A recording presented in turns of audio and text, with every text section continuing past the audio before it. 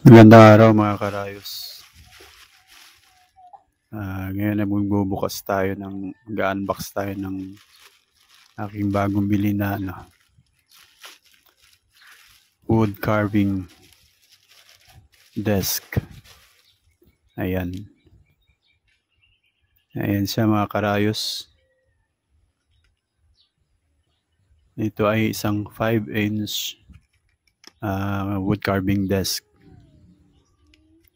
Ayan. Tatanggalin na natin, gugupitin natin para makakuha natin sa loob. Ayan. So hard plastic yung lalagyan niya. Ayan na mga karayos. So ang kanyang blade talaga is para sa chainsaw. So 5-inch na carving disc to, wood carving disc. So ayan, ikakabit na natin sa ating grinder. So para gumana to, ikakabit natin sa grinder. So sa mga baguhan na gagamit nito, kailangan yung magsuot ng protective goggles para sa inyong mata, at saka mask, and then gloves,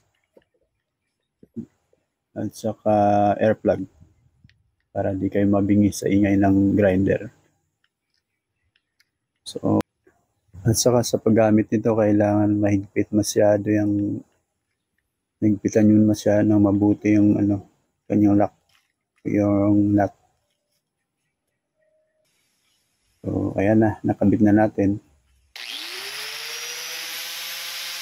Okay, lakas ng tunog.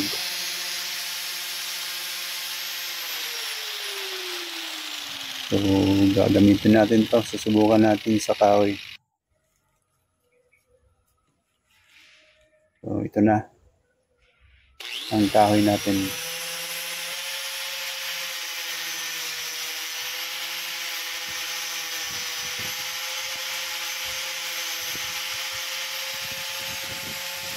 Hindi na kailangan na yan. Hindi na kailangan ng chisel pan para gumawa ng patlang. So yan na mismo ang gagawin yan. Ikaw na lang mag-control. So yan na, malapit na matapos.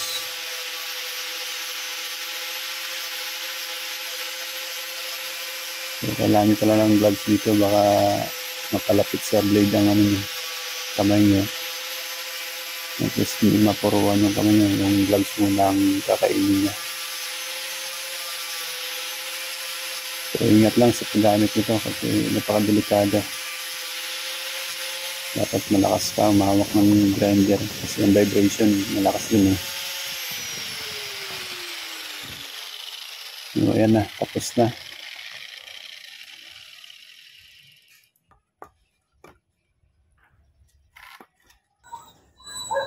So ayan, lapat na lapat parang sinukat.